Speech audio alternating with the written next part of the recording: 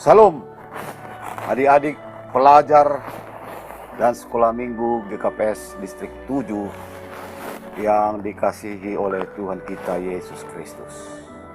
Apa kabar adik-adik? Tentu kabar baik, bukan? Saya berharap adik-adik semua ada dalam lindungan Tuhan dan senantiasa dalam keadaan sehat-sehat semuanya. Sebelum kita mendengarkan firman Tuhan, marilah kita satukan hati kita, mari kita konsentrasikan pikiran kita, mari kita sama-sama menundukkan kepala, dan mari kita berdoa. Bapa di sorga, Bapa yang maha baik, Tuhan yang maha penyayang dan maha kuasa, kami bersyukur ya Tuhan atas segala penyertaan Tuhan di dalam kehidupan kami hingga sampai pada saat ini. Ya Bapa, pada saat ini kami ingin mendengarkan firman Tuhan, firman yang hidup, yang menjadi bekal dan kekuatan bagi kami, menjalani kehidupan kami, melakukan aktivitas kami sehari-hari. Berkati kami Tuhan yang akan mendengarkan firman Tuhan. Kiranya Roh-Mu yang kudus membuka hati kami, supaya firman-Mu boleh berdiam di dalam hati kami masing-masing. Terpujilah Engkau di dalam nama anak-Mu, Tuhan Yesus Kristus, Tuhan dan Juru Selamat kami. Kami berdoa dan mengucap syukur. Amin. Adik-adik sekalian, firman Tuhan yang menjadi renungan bagi kita pada saat ini, yakni firman Tuhan dari kitab Nahum, pasal 1 ayat 7, di mana firman Tuhan mengatakan demikian. Tuhan itu baik. Ia adalah tempat pengungsian pada waktu kesusahan. Ia mengenal orang-orang yang berlindung kepadanya. Firman Tuhan ini adalah ayat yang sangat berharga. Ini adalah bekal kita sejak dini, khususnya adik-adik yang masih muda, di dalam perjalanan hidup yang penuh perjuangan menuju dan meraih masa depan. Firman Tuhan mengatakan bahwa Tuhan kita itu baik. Tentu kita percaya bahwa Tuhan itu baik. Walaupun seringkali di dalam kehidupan kita ini, kita merasa seolah-olah Tuhan itu tidak baik. Hati-hati adik-adik sekalian. Iblis memang sering memakai firman Tuhan ini untuk menggoda kita, untuk memperdaya kita, sehingga kita merasa bahwa Tuhan itu seolah-olah tidak baik kepada kita. Misalnya, pada peristiwa penciptaan, ular iblis itu berkata kepada Hawa, mengatakan, tentulah Allah berfirman, semua pohon dalam taman ini jangan kamu makan buah. Itu dikatakan oleh si ular, si iblis kepada Hawa pada saat itu. Namun apa jawaban Hawa? Hawa mengatakan, Allah mengatakan bahwa semua buah-buah pohon di taman ini boleh kami makan.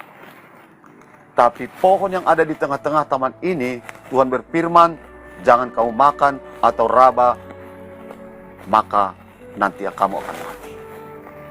Tetapi apa kata ular? Ular mengatakan, sekali-kali kamu tidak akan mati. Tetapi Allah mengetahui bahwa pada waktu kamu memakannya, matamu akan terbuka. Dan kamu akan menjadi seperti Allah, tahu tentang yang baik dan yang jahat. Sehingga Hawa ragu, meragukan kebaikan Allah.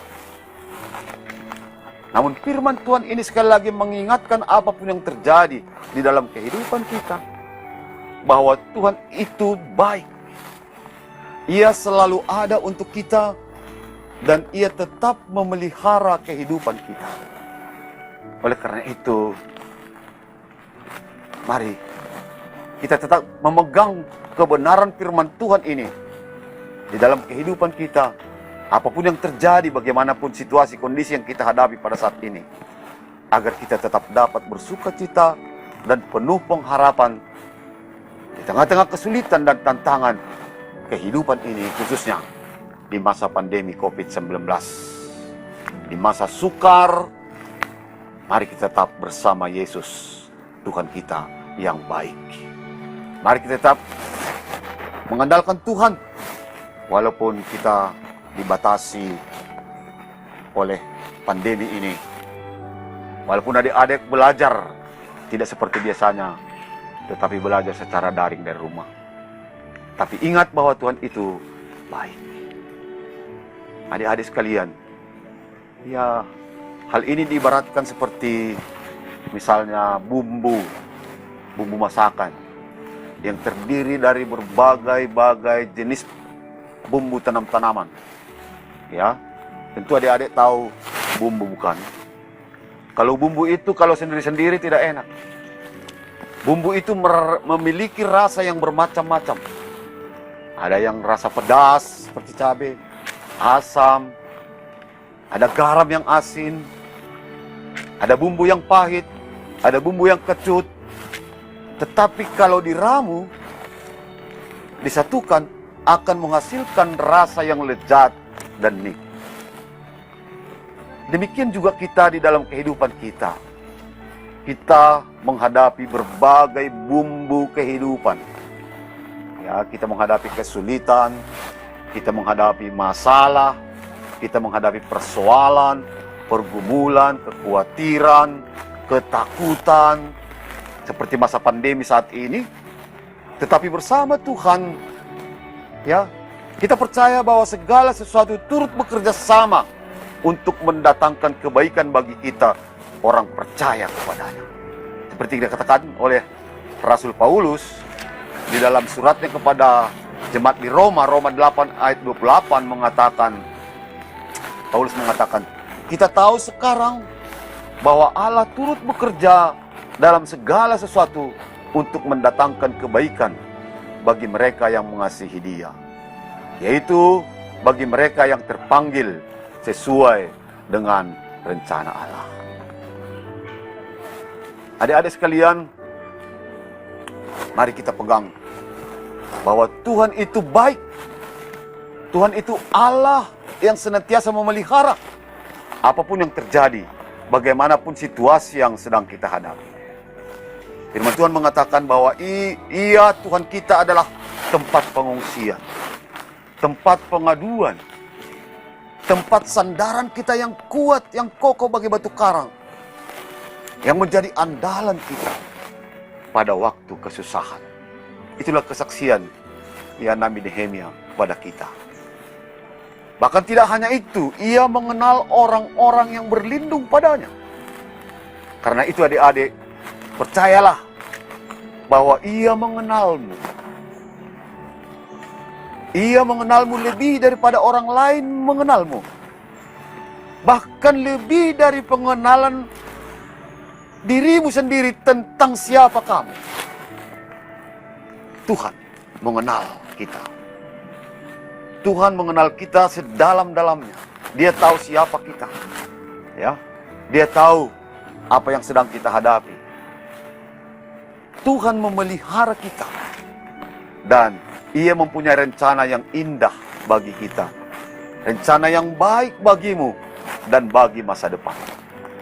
Karena itu, adik-adik sekalian, mari melalui firman Tuhan ini, marilah kita andalkan senantiasa Tuhan di dalam kehidupan kita, di dalam pekerjaan kita, di dalam aktivitas kita, di dalam perjuangan kita. Sekali lagi, firman ini menegaskan kepada kita bahwa Tuhan itu baik. Tuhan mengenal dan mengasihimu senantiasa. Amin. Mari kita berdoa.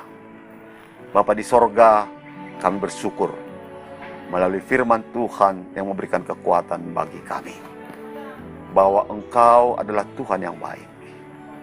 Tuhan yang menjadi pengaduan kami di dalam segala situasi kehidupan yang kami hadapi. Hanya Tuhan menjadi andalan bagi kami, menjadi sandaran yang teguh, yang kokoh, dan tidak pernah goyah.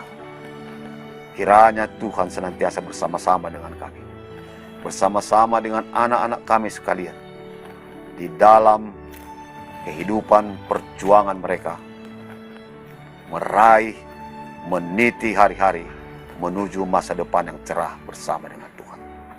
Terpujilah Engkau, ya Allah Bapa kami, di dalam nama Tuhan kami, Yesus Kristus. Amin. Kasih karunia Tuhan kita Yesus Kristus, dan kasih Allah Bapa, dan persekutuan Roh Kudus kiranya menyertai saudara-saudara sekalian. Amin.